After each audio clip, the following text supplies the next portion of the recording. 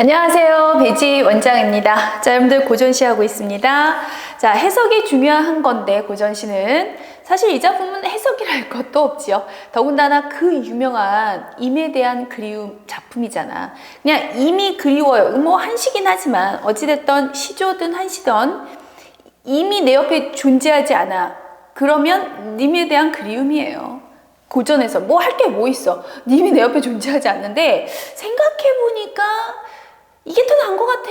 같이 있을 때 아우 좀 지겨웠고 헤어지고 나니까 속 시원하네? 라는 작품이 어디 있겠습니까? 그러다 보니 님이 내 옆에 부재하면 고전시는 님에 대한 그리움. 그냥 주제 자체를 그냥 간단히 잡으시면 되고요.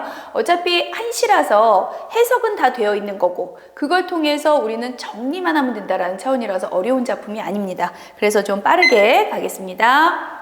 자, 근래의 안부는 어떠하신지요? 라고 안부를 묻고 있죠. 안부를 물어본다는 것 자체가 그 물어보는 대상인 님이 지금 내 옆에 존재하지 않는다. 내가 매번 얘기해. 그냥 내 옆에 존재하지 않으면 님에 대한 그리움이에요. 어쨌든 어떠신지요? 라고 물어본다는 건 요즘의 안부를 물어본다는 건 한동안 만나지 못했음을 얘기하겠죠.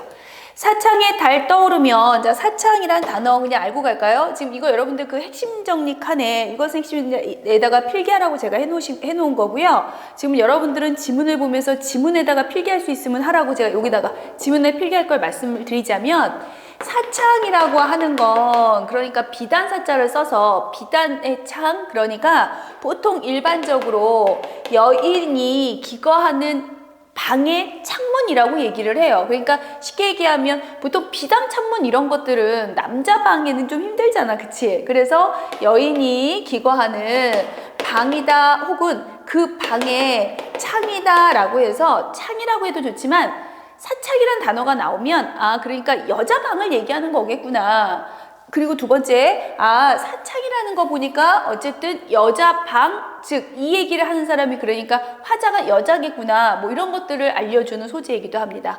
자, 어쨌든 EBS에서는 여기가 공간적 배경이네요. 라고 얘기를 했고요. 달이 떠오르면 하도 그리워서요. 그러니 결과론적으로 지금 배경은 달이 떠오르는 거고요. 그걸 통해서 화자가 얘기하고 싶은 내용은 임에 대한 감정을 얘기하자면 그리움을 얘기하고 싶은 거죠. 저 그리움 감정입니다. 이게 바로 그리움이 화자의 결국은 정서를 대표하는 내용이겠죠. 꿈속에 넋이 만약에 자취가 있다면, 그러니까 어쨌든 지금 님이 옆에 없다 보니까 그러니까 자기가 이제 떠올릴 수 있는 방안인 거야. 만약에 꿈속에 라고 하면서 꿈속에 생각을 떠올려요. 그래서 제가 이제 표시를 좀 이렇게 했습니다만 꿈속을 만약에 떠올려 본다면 만약에 그래서 꿈속에서도 자취, 뭔가 자국이 남고 뭐 이런 게 있다면 문 앞에 돌길이 모래로 변할걸요? 님의 문 앞에 있는 그 돌길이 원래는 딱딱한 돌이었는데 만약에 꿈이라도 해도 자국이 남는 거라면 내가 가고 또 가고 또 가고 님이 보고 싶어서 가고 또 가고 또 가고 또 가고 이거를 1000만 번, 100만 번, 억만 번을 또 하고 하다 보니까 그 돌이 삭고삭어가지고 결국 다 부서져서 모래가 될 것이다. 그 정도로 내가 많이 님을 찾아다닐 것이다. 그 정도로 나는 간절하게 님이 그립습니다. 이런 시조 많이 봤잖아. 얘는 한시지만.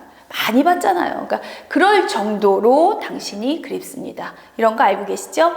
하지만 아무리 그럴 정도라 할지라도 문 앞에 이게 돌이 모래가 되는 건 좀 그렇잖니, 그치? 그 정도까지 얘기한다는 건 수사법을 얘기해 보세요 라고 한다면 그 줄에서는 과장법 정도 찾아주실 수가 있을 겁니다. 돌이 모래가 돼요. 너무 과장됐다는 거. 자, 어쨌든 EBS 표현을 볼까요? 자, 사창이 공간적 배경이라면 달이 떠오르는 시간, 요게 시간적 배경일 테고 자취가 있다면 이라고 하는 것은 대상에게 마음을 전하고 싶은 바람이 녹아져 있는 거죠.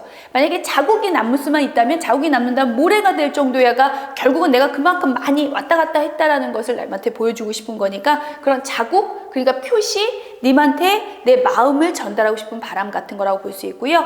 모래로까지 번했다는 것은 그만큼 반복적인 행위를 한 결과물이다. 하도 많이 찾아가다 보니까 모래가 됐어요. 반복적 행위의 결과물로 볼 수 있다라고 얘기하시면 되겠습니다.